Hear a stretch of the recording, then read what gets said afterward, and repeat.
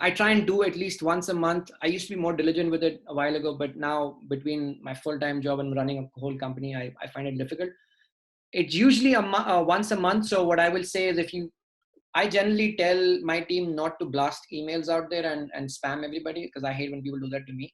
So it's most of an opt-in system. So if you're interested in getting this kind of a subscription, reach out to whoever invited you to this session and say, hey, put me on the roster whenever Aakash does this the next time. Let me know ahead of time and they can send you the Zoom information.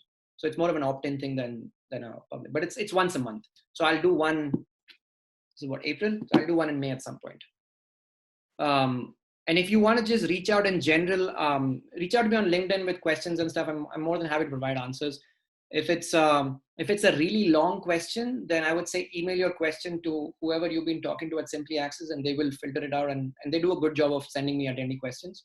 But if it's a short question, like a really quick thing, just instant message me on LinkedIn. I check that on my phone regularly. I'm happy to just respond back with the answer. Like if it's a resource or you need pointers to a website, or you're looking for repository of information for templates of how to create roadmaps or visions or release plans and stuff like that, just instant message me on LinkedIn. I'm happy to send you resource.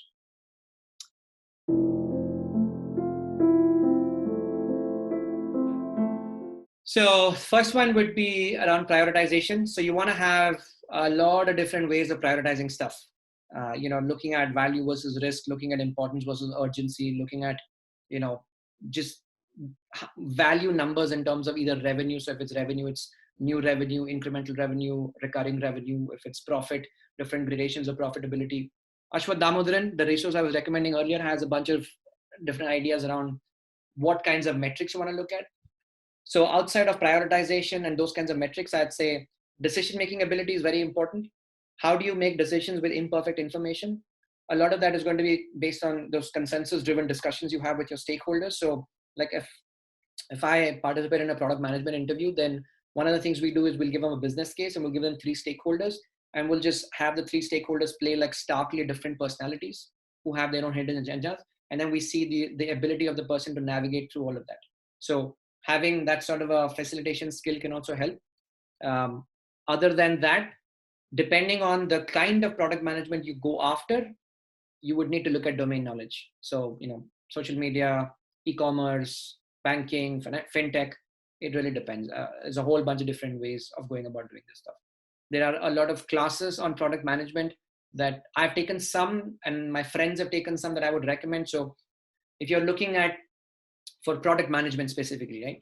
If you're looking at anything from a perspective of, say, let's see, brand strategy, brand adoption or brand loyalty, or product valuation and product pricing, Stern School of Business has a bunch of classes that you can take. You don't have to go to the MBA, but you can take like random classes.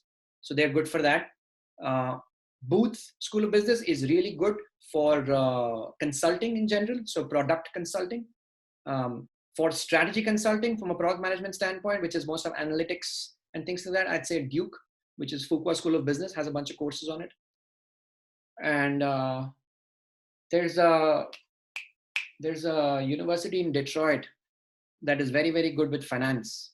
Ross, that's the one. Ross has some good courses on finance. So depending on which domain of product management you're looking for, I would invest in those courses accordingly. But don't take my word for it. Go there, look at the content, look at who's teaching, look at what people are saying about those courses, and then if it lines up with your your scope, cost, and time model, then register and go for it.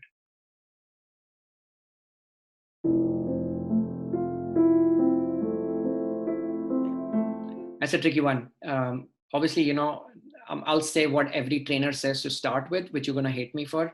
The best way to manage dependencies is to not have dependencies and to break dependencies, but that doesn't happen all the time, right? So in reality, you will have dependencies. So your next best friend is to sequence them out, which starts with a good understanding of having in-depth organizational and product and system clarity of what it is you're trying to do, how is it going to provide value, and what eventually will define success for you, which means having an in-depth institutional knowledge of the product and the system over a period of time can help you sort of figure out dependencies ahead of time, where certain points of failure might be there or certain things might be needed from other people. So sequencing all of that begging, borrowing, and stealing of people, resources, skills, infrastructure can go a long way.